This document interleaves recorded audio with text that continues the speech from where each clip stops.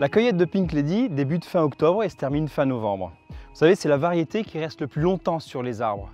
Tout simplement parce qu'elle prend le temps, lentement, de développer toutes ces saveurs qui lui sont si particulières. C'est d'ailleurs la première variété de pommes à fleurir au printemps et c'est la dernière à être ramassée à l'automne. C'est pour ça que c'est une variété qui demande beaucoup plus de temps et d'attention à apporter en verger.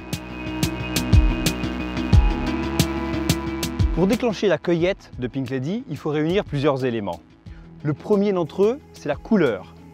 Il faut d'abord un fruit qui soit coloré sur au moins 50% de sa surface et avec une intensité de coloration dans le rose qui soit suffisante.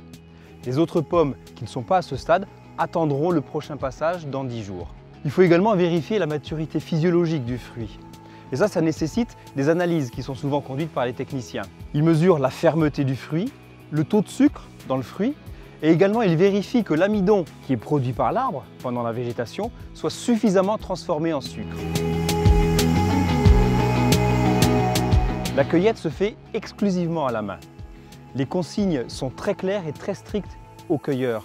Le geste doit être délicat, il doit être précis. On prend la pomme dans le creux de la main et pas seulement dans le bout des doigts.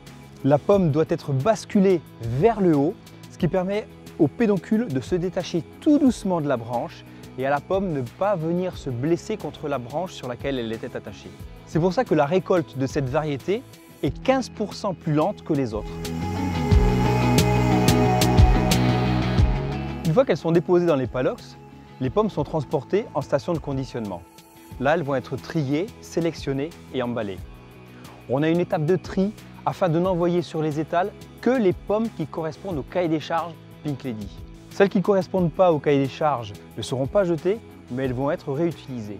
Il n'est pas question de gaspiller. Nous mettons tout en œuvre en verger pour que les pommes bénéficient d'un ensoleillement maximum et optimal. Mais toutes les pommes ne sont pas identiques. Les pommes correspondant au cahier des charges le plus exigeant auront la chance de porter la marque Pink Lady. J'estime que ça représente 65 à 70% de ma récolte. Les pommes qui sont plus petites vont être vendues sous la marque Pink Kids à destination des enfants parce qu'elles sont plus adaptées à leurs mains et à leur appétit. Et les pommes qui ont trop de défauts esthétiques, on va les utiliser pour faire des compotes ou des jus de pommes. En verger, les pommes trop abîmées sont laissées au sol et elles participent à l'alimentation organique du verger. Par contre, en station, ces pommes trop abîmées sont données à des éleveurs camarguais avec lesquels ils vont nourrir leurs chevaux et leurs taureaux. Notre objectif, c'est de valoriser chaque pomme pour éviter tout gaspillage.